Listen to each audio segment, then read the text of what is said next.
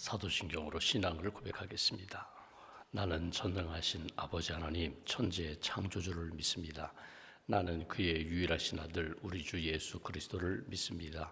그는 성령으로 잉태되어 동정녀 마리아에게서 나시고 본디오 빌라도에게 고난을 받아 십자가에 못 박혀 죽으시고 장사된 지 사흘 만에 죽은 자 가운데서 다시 살아나셨으며 하늘에 오르시어 전능하신 아버지 하나님 우편에 앉아 계시다가 거기로부터 살아있는 자와 죽은 자를 심판하러 오십니다. 나는 성령을 믿으며 거룩한 공교회와 성도의 교제와 죄를 용서받는 것과 몸의 부활과 영생을 믿습니다. 아멘. 찬송가 430장 찬송하겠습니다. 430장입니다.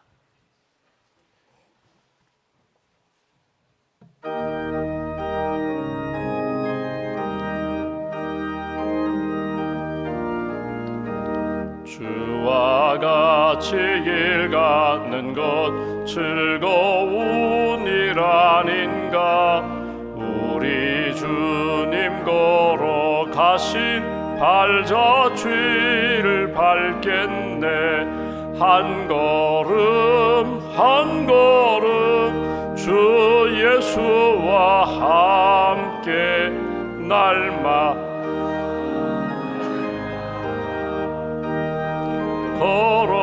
걸어가리. 어린아이 같은 우리 미련하고 약하나 주의 손에 이끌리어 생명길로 가겠네. 한 걸음 한 걸음 주 예수와 함께 날마다 날마다 우리 걸어가리. 꽃이 피는 들판이나 험한 골짜기라도 주가 인도하는 대로 주와 같이 가겠네. 한 걸음 한 걸음 주 예수와 함께 날마다 날마다 우리 걸어가리. 옛 선지자 엘록 같이 우리들도 천국에 들려 올라갈 때까지 주와 같이 걷겠네. 한 걸음 한 걸음 주 예수와 함께 날마다 날마다 우리 걸어가리. 기도하겠습니다. 사랑의 하나님 감사합니다. 우리를 구원해 주시고 날마다 동행해 주시고 의의 길 생명길 하나님 기뻐하시는 은혜의 길로 우리를 날마다 인도해 주셔서 감사합니다. 이 아침에도 육신의 잠에서 깨워주시고 기도로 하루를 시작하게 해주셔서 감사합니다. 주님 앞에 기도하는 시간 더 주님께 가까이 나아가 예수님의 이름으로 기도합니다. 은혜의 보좌 안에서 주님의 말씀을 듣고 주님의 만져주심을 체험하고 주님의 힘주심으로 오늘 하루 새 힘 얻고 믿음으로 살기를 소망합니다. 흔들리지 않는 믿음의 대장부가 될 수 있도록 유혹에 넘어지지 않고 정욕에 빠지지 않고 하나님 기뻐하시는 성도답게 거룩한 길을 걸어가는 하나님의 사람들로 인도하여 주시옵소서. 오늘 누구를 만나든지 예수님의 편지와 향기가 되게 하시고 우리가 만나는 그 시간 그 자리가 거룩한 시간 거룩한 장소가 되게 하시고 복된 하나님의 은혜와 복을 경험하는 복된 만남이 될 수 있도록 은혜를 더하여 주시옵소서. 가정의 달 5월에 끊임없이 우리 가정과 가족들을 위하여 기도합니다. 우리 가정이 하나님을 주인 삼고 살아가는 믿음의 가정, 임마누엘의 가정, 베델의 가정, 예배하는 가정 되기를 소망합니다. 하나님 영적으로 게을러지고 나태해졌던 우리의 신앙을 다시 한번 믿음의 신앙으로 회복시켜 주셔서 하나님을 잘 섬기고 주의 뜻에 순종하며 주님 영광 돌리는 가정과 가족들로 회복시켜 주시옵소서. 오늘 부부의 날로 그렇게 정했습니다. 하나님 만나게 하셨고 사랑하게 하셨고 부부가 되게 하셨는데 평생 함께 손잡고 걸어가며 주님 기뻐하시는 행복한 부부, 믿음의 부부로 살아갈 수 있도록 은혜를 더하여 주시옵소서. 사별하시고 홀로 되신 우리 사랑하는 가정, 어르신들을 주님 기억하셔서 신랑 되시는 예수님, 주님 의지하며 믿음의 길 잘 걷게 하시고 주님 함께 하셔서 힘들지 않도록, 외롭지 않도록 언제나 말씀과 성령으로 채워주시고 주의 일을 잘 감당할 수 있는 신실한 믿음의 사람으로 주께서 붙들어 주시옵소서. 우리가 오늘 이 아침에도 기도합니다. 기도의 지경을 넓혀주셔서 나만을 위한, 우리만을 위한 기도가 아니라 하나님이 사랑하고 관심을 갖고 있는 그 땅을 위하여, 그 영혼을 위하여 끊임없이 기도하며 하나님이 기뻐하시는 풍성한 신앙생활을 이어갈 수 있도록 은혜 더하여 주시옵소서.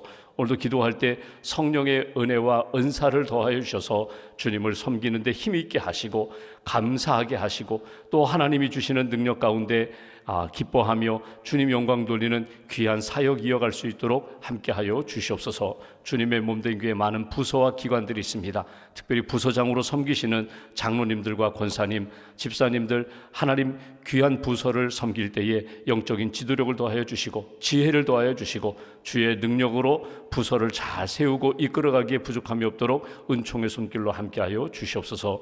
주님의 몸된 교회가 기도하고 섬기는 선교지와 선교사님들에게 은혜를 덧입혀 주시고 우리 국내 선교지 하나님 우리 비전교회 목회자들과 교회마다 성령의 은혜를 덧입혀 주시며 주의 사역 잘 감당하는 생명력 넘치는 교회와 목회자들로 주님 함께하여 주시옵소서.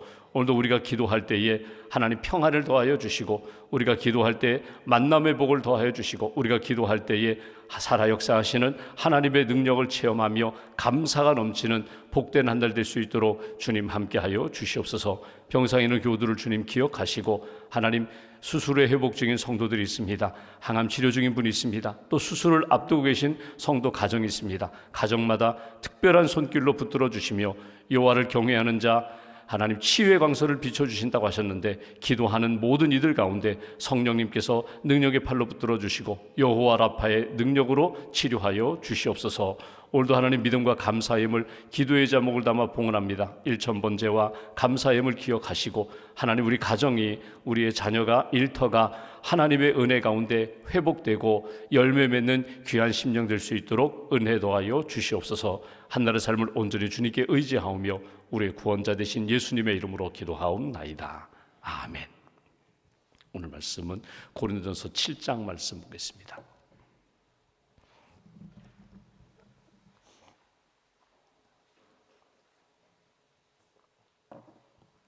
고린도전서 7장 오늘은 35절부터 40절까지 말씀 35절부터 40절까지 함께 봉독하겠습니다.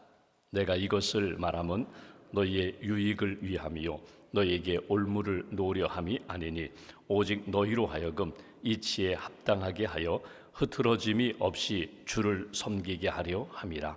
그러므로 만일 누가 자기의 약혼녀에 대한 행동이 합당하지 못한 줄로 생각할 때에 그 약혼녀의 혼기도 지나고 그같이 할 필요가 있거든 원하는 대로 하라. 그것은 죄 짓는 것이 아니니 그들로 결혼하게 하라. 그러나 그가 마음을 정하고 또 부득이한 일도 없고 자기 뜻대로 할 권리가 있어서 그 약혼녀를 그대로 두기로 하여도 잘하는 것이니라. 그러므로 결혼하는 자도 잘하거니와 결혼하지 아니하는 자는 더 잘하는 것이니라. 아내는 그 남편이 살아있는 동안에 매여 있다가 남편이 죽으면 자유로워 자기 뜻대로 시집갈 것이나 주 안에서만 할 것이니라. 그러나 내 뜻에는 그냥 지내는 것이 더욱 복이 있으리로다. 나도 또한 하나님의 영을 받은 줄로 생각하노라. 아멘. 주님의 은혜와 평안이 여러분과 함께 하시기를 기원합니다. 우리가 고린도서 7장을 보시면 지금 40절까지 읽었는데 아주 긴 장이거든요. 우리 결혼에 대한 이야기, 가정에 대한 이야기를 우리가 7장에서 이렇게 읽어볼 수가 있습니다. 사도 바울은 결혼하지 않았습니다. 독신으로 살면서 주의 복음을 증거하고 특별히 이방인들에게 복음을 전하는 이방인의 사도로 사명을 감당한 사람이 사도 바울입니다. 근데 바울은 율법의 권위자입니다. 율법에 아주 정통한 사람이에요. 율법적 지식이 있었던 사람이고 가말리알 밑에서 공부도 했고 철학에 대한 공부도 했고 율법에 대해서는 바리새인 중에 바리새인이라고 아주 율법에 대한 지식이라든가 율법의 그 삶을 살았던 그 사람이 예수님을 만나서 복음의 사람이 되는 것을 봅니다. 그러니까 율법, 하나님에 대한 계명에 대하여 철저하게 알고 지키는 사람이었으면서 동시에 예수 그리스도의 복음을 만나면서 예수의 사람으로 미친 사람이었거든요. 그러니까 목숨을 다하여 매를 맞는 거 두려워하지 않았어요. 감옥에 갇히는 거 두려워하지 않았어요. 사람들로부터 어떤 시선이라든가 평가받는 것 별로 두려워하지 않았어요. 하나님 앞에서 하나님이 내게 주신 사명을 끝까지 감당하다가 내가 주님 앞에 서리라. 그날에 주님이 나를 어떻게 판단하실지 나는 그것만 생각하고 정진했던 사람입니다. 근데 바울이 고린도 교회의 여러 가지 문제에 대한 이야기를 듣습니다. 그래서 고린도 교회의 여러 문제에 대하여 파벌의 문제, 서로 분파주의가 있다라든지 성령의 역사, 은사가 있음에도 불구하고 성령의 은사 때문에 덕이 되지 못하는 그런 일들이 있다든지 그래가지고 고린도 교회에 편지를 쓰잖아요. 근데 고린도 교회 편지를 쓰면서 이 가정에 대한 이야기를 합니다. 그러니까 독신으로 살아왔기 때문에 아내와의 삶이 어떤 삶인지는 사실 몰라요. 그냥 이론으로 말지만 사실은 몰라요. 그럼에도 불구하고 하나님이 주신 지혜의 영, 하나님이 주시는 말씀의 기준을 가지고 이제 권면을 합니다. 아마 고린도 교회 2000년 전에 고린도 교회의 상황이 2000년이 지난 지금 이 시대, 지금 지구촌의 가정의 문제, 부부의 문제와 사실은 원리적으로 따지면요 크게 다르잖아요. 문화가 다르고 세대가 다르고 시간이 많이 흘렀음에도 불구하고 부부의 갈등의 원인, 가정의 여러 가지 어려운 문제, 이 원리는 크게 다르지 않습니다. 바울이 하나님이신 지혜를 가지고 권면하는 내용을 우리가 읽을 수가 있습니다. 오늘이 21일이거든요. 5월 가정의 달 21일 둘이 하나가 된다 해서 부부의 날로 정했어요. 이건 세계적으로 있는 것이 아니라 우리나라가 그렇게 정했어요. 부부가 둘이 하나가 되자. 오늘만이라도 싸우지 말자. 우리가 부부로서 행복하게 살자. 그런 의미로 이렇게 지정한 날이거든요. 근데 성경적으로 보면은 결혼이 뭐냐? 여러분 여기 결혼하지 않고 결혼을 준비하는 그런 가정이 있어요. 결혼해서 이제 신혼 생활하는 가정도 있고 결혼하고 30년, 40년 사신 분들도 계세요. 근데 성경적으로 결혼이 뭐냐? 한번 이렇게 정리를 해보면 결혼에 대한 정의를 내린다면 창세기 2장 24절입니다. 한 남자가 부모를 떠나 둘이 연합하여 한 몸이 될지라. 이게 결혼의 정의거든요. 그러니까 한 남자와 한 여자가 만나는 것이 이것이 하나님이 정한 부부의 원리예요.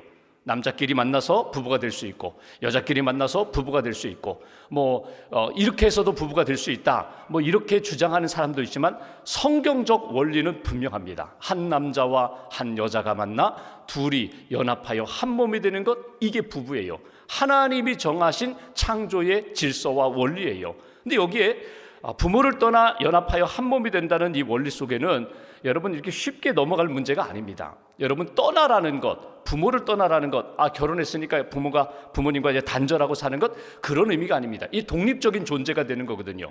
의존적인 존재에서 내가 부모님과 상의하고 부모님의 도움을 받고 기쁜 일이 있으면 먼저 어머니 아버지에게 말씀드리던 관계가 이제는 둘이 한 몸이 되었기 때문에 우선순위가 바뀌는 거예요. 여러분 결혼을 했는데 나는 어머니가 좋아, 나는 아버지가 좋아. 그래서 아내와 남편을 사랑하고 남편과 아내와 기도하고 살아가기보다는 모든 것이 다 부모님과 먼저 상의하고 부모님 의존하고 부모님을 더 사랑하고 그러면 건강한 부부, 건강한 가정을 세울 수 없거든요. 그래서 성경적인 이 결혼의 그 정의를 내린다면 한 남자와 한 여자가 만나 부모를 떠나 부모님 사랑하고 공경하고 그리고 잘 효도하는 자녀들이 되어야 하지만 부부는 언제나 먼저 이루어져야 한다는 거예요. 관심도 고민도 기도 제목도 아무런 비밀 없이 둘이 한 몸이 되어서 하나님 앞에서 가정을 이루고 살아가는 것. 예수님의 복음서도 보면 그렇고요. 사도 바울이 에베소서 5장을 읽어보시면 그 남편과 아내에 대하여 교훈할 때에 결혼이 뭐냐? 에베소서 5장에도 똑같은 이야기를 해요. 바울은 결혼하지 않았음에도 불구하고 남자가 부모를 떠나 둘이 연합하여 한 몸이 되는 것, 이게 결혼이라는 거예요. 그러면 한번 잘 보십시오. 우리 부부의 문제가 어디 있는가? 떠나지 못한 것 때문에 갈등이 생길 수가 있어요.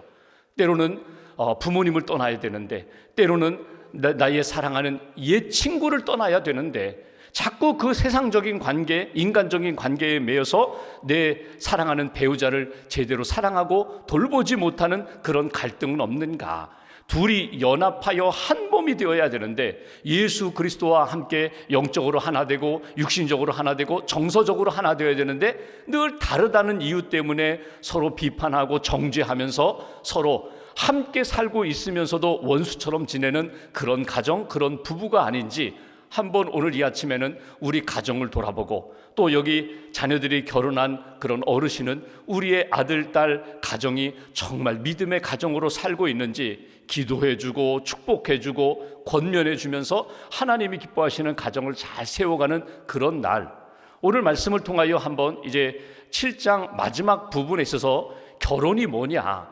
결혼하고 하나님 앞에서 살아갈 수도 있고 또 독신으로 살 수도 있다는 거예요. 바울이 이야기한 결혼하든지 결혼하지 않든지 우리의 삶의 모든 것들은 하나님이 우리를 지으신 창조의 원리대로 하나님의 형상으로 지음받았다, 하나님의 사람이다. 그러면 주님을 기쁘시게 하는 인생이 되어야 돼. 하나님의 영광을 드러내는 인생이 되어야 돼. 오늘 앞부분 먼저 볼까요? 35절 말씀 보십시오.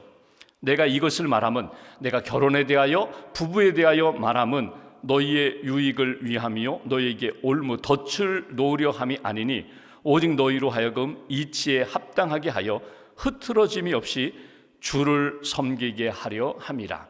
오늘 먼저 나 자신을 바라보면서 내가 홀로 되었던지, 아직 결혼하지 않았던지, 결혼했든지, 또는 내 배우자가 하늘나라 먼저 가서 내가 홀로 남은 자로 살든지 오늘 주를 섬기는 삶을 살고 있는가, 이게 중요해요. 내가 하나님 앞에서 정말 주님을 기쁘시게 하는 삶을 살고 있는가? 주님이 내 안에 오셔서 나와 함께 하시고 우리 가정에 오셔서 우리 가족들과 우리 부부와 함께 하시면서 주님이 기뻐하시는 생각과 감정과 행위, 의지, 뜻을 따라서 주님과 동행하며 살고 있는가? 오늘 그 부분에 대하여 점검해 보시라는 거예요. 어떤 분들은요, 결혼 전에는 참 신앙생활 열심히 잘했어요. 근데 결혼하면서부터 딱 모든 것 딱 끊는 분이 있어요. 그럼 주님이 기뻐하실까?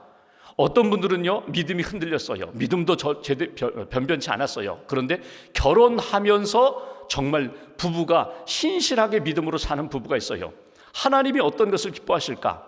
어떤 분들은요, 사별한 이후에 오히려 하나님 앞에서 더 신실하게 하나님 앞에서 남은 생에 주님을 위하여 사시는 그런 분들이 있어요. 하나님이 보실 때 이 땅의 즐거움과 행복을 추구하면서 사는 인생이 아니라 주님과 동행하면서 주님을 섬기고 주님을 기쁘시게 하는 그런 인생으로 내가 걷고 있는가 한번 돌아보시라는 거예요. 그래서 바울의 권면을 보시면 마지막 절을 볼까요? 끝부분에, 마지막 부분에 이렇게 표현합니다. 40절 후반부, 또한 하나님의 영을 받은 줄로 생각한다. 누가? 내가. 성령을 받고 내가 사역을 하고 성령을 받고 너희들에게 권면을 하고 성령님이 주시는 마음을 따라 홀로 있든지 가정을 이루었든지 하나님을 기쁘시게 주님을 섬기는 그런 인생이 되어야 돼. 여러분, 사람은 다양합니다. 문화가 다양합니다. 성향이 다양합니다.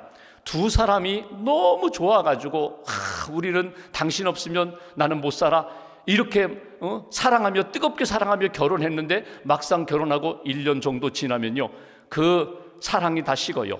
이 호르몬, 도파민 호르몬이 나오잖아요.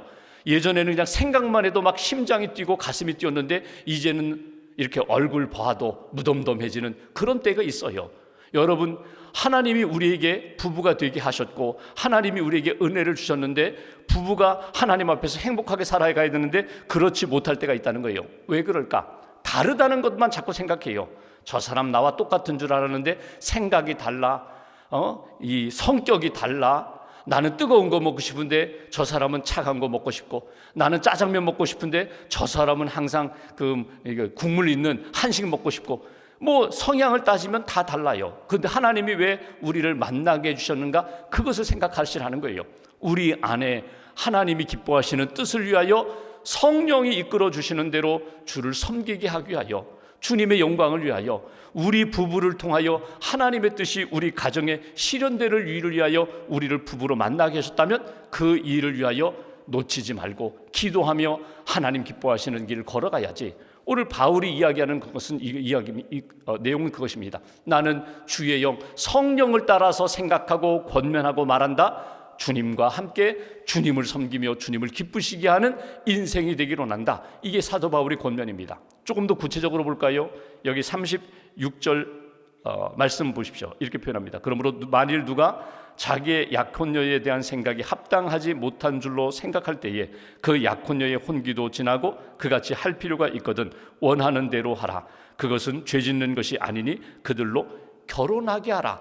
결혼할 수도 있다. 아니, 결혼하는 것이 그것이 유익하고 덕이 되고 하나님이 주시는 마음이라면 얼마든지 결혼하라. 그러나 37절 그가 마음을 정하고 또 부득이한 일도 없고 자기 뜻대로 할 권리가 있어서 그 약혼녀를 그대로 두기로 하여도 잘하는 것이니라. 그러므로 결혼하는 자도 잘하거니와 결혼하지 아니하는 자는 더 잘하는 것이니라. 여러분, 이게 무슨 말이에요? 아니, A면 A고 B면 B. 결혼하라, 결혼하지 말라. 아니, 둘 중에 하나지. 결혼해도 괜찮아, 결혼하지 않아도 괜찮아, 오히려 그게 더 잘하는 일이야. 이게 도대체 무슨 이야기인가? 여러분, 사건 속에 들어가면 맞아요. 여러분, 하나님의 큰 창조의 원리는 한 남자와 한 여자가 만나 결혼하여 부부가 되고 하나님을 섬기는 것, 이것이 우리에게 주신 창조의 질서와 원리인데, 바울처럼 이 땅에서 주님의 사역을 위하여 홀로 지내는 것도 나쁘지 않다는 거예요. 그것도 주님의 영광을 위한 길이라면 기꺼이 홀로 지내라는 거예요. 우리가 어제 본 말씀처럼 왜 홀로 지내는 것이 좋은가? 어제 본 26절 말씀 보실까요? 너희가 홀로 지내는 것이 좋다. 26절 왜? 임박한 환난으로 말미암아 사람이 그냥 지내는 것이 좋으니라. 환난 때문에 주님이 재림하신다고 하니까 기름을 준비하고 기다렸던 5 처녀처럼 그냥 홀로 지내다가 주님 만나는 것도 나쁘지 않아. 독신으로 지내는 것도 괜찮아. 더더군다나 임박한 환난, 핍박이 있는데 결혼하여 핍박 때문에 가정이 어려워지고 믿음을 끝까지 지키지 못할 바에야 혼자 지내는 것도 좋아. 28절 보십시오. 이들은 육신의 고난이 있으리니, 오히려 가족 때문에 가족이 힘든 일을 지낸다든지 내가 아프든지 가족이 아파서 온 가족이 힘든 일을 지내면서 힘들어하는 그 일보다 홀로 지내면서 지내는 것, 그것도 나쁘지 않아. 그런데 오늘 사도 바울이 이런 이유 때문에 홀로 지내는 것도 좋다, 또는 결혼하여 하나님이 기뻐하시는 삶을 사는 것도 좋다 하는데, 가장 중요한 원칙이 뭐예요? 더 중요한 것은 주님을 섬기기 위하여, 주님의 사업을 위하여, 주님을 기쁘시게 하는 일을 위해서라면 너희가 결혼하든지 결혼하지 않든지 주님의 영 성령님이 이끌으시는 대로 그렇게 나아가라. 오늘 자유라는 표현이 나와요. 우리에게 주신 자유, 선택의 자유, 뜻을 이루는 자유. 39절 보실까요? 이렇게 표현합니다. 아내는 그 남편이 살아있는 동안에 매여 있다가 남편이 죽으면 자유로워 자기 뜻대로 시집갈 것이나 주 안에서만 할 것이니라. 자유다. 선택의 자유다. 결혼도 독신도 선택의 자유지만 그 안에 기준선이 있어요. 39절 주 안에서만 할 것이니라. 이게 바울의 기준이에요. 그러니까 하나님이 내게 인생을 살아가면서 여러 가지 선택할 길이 있는데 정말 하나님이 기뻐하시는 것이 무엇일까? 어떻게 하면 주를 잘 섬길까? 그 기준을 가지고 홀로 있는 것도 괜찮아? 결혼하는 것도 괜찮아. 여러분, 젊은 사람들 중에 유학 갈 기회가 있는 그런 경우가 있어요. 유학 갈 때 아이고, 때로는 아들이나 딸 홀로 유학 갑니다. 낯선 땅에 가요. 언어 문화 다른 땅에 가요. 그곳에서 3년 5년 길게는 7년 10년 동안 유학 생활을 해요.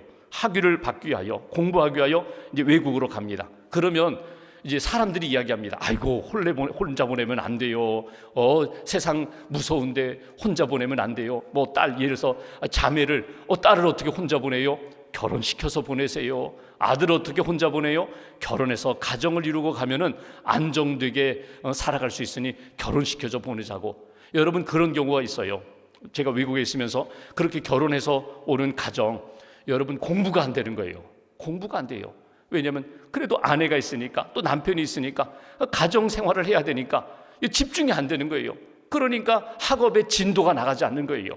홀로 가서 견딜 수 있다면 홀로 가서 공부에 집중하는 유학생활, 그게 더 학업을 위해서는 더 좋아요. 근데 반대로 홀로 갔다가 어려움을 겪는 경우도 적지 않아요. 유혹에 빠지는 경우도 적지 않아요. 학업은 둘째치고 여러 가지 인생이 어려워지는 경우도 적지 않거든요. 오히려 결혼하고 와서 아내가 잘 내조하면서 유학생활을 아주 집중해서 잘 마치는 경우도 있어요. 무엇이 좋다라고 딱 단정해서 말하기가 어렵다는 거예요. 인생을 살아가면서 결혼이라는 중요한 문제를 이야기하며 바울이 하는 이야기는 이것입니다. 내가 결혼하고자 하느냐? 왜 하고자 하느냐? 독신으로 살고자 하느냐? 왜 독신으로 남고자 하느냐? 이유가 분명해야 된다는 거예요. 주님을 위해서라면 내가 결혼하겠습니다. 주님을 위해서라면 내가 홀로 끝까지 믿음을 지키며 성령님과 함께 주의 사역을 감당하겠습니다. 우리 한국 감리교회 여자 장로님 가운데 김노득 장로님이 계세요. 그분은 이제 마포 성광교회 장로님이신데 홀로 사셨던 분이에요. 이분이 홀로 사시면서 신학생들을 많이 도우셨어요. 신학생들을 많이 돌보시고 장학금도 주고 아들처럼 그렇게 잘 섬기셨던 분이에요. 저희 아버님이 그 장로님의 은혜를 많이 입었는데 신학생 시절에 아버님이 종종 그런 얘기 하셨어요. 내 육신의 어머니가 계시지만 영적으로 양어머니가 같은 분이 김노득 장로님이시라고. 저는 사진으로만 봤어요. 근데 여러분, 그 장로님이 그 성광교회가 모자원, 예전에 6.25 때에 순교하신 목사님 그 사모님들이 이렇게 모자원으로 그 교회에서 이렇게 함께 사셨거든요. 그 모자원에서 그분들과 함께 사셨어요.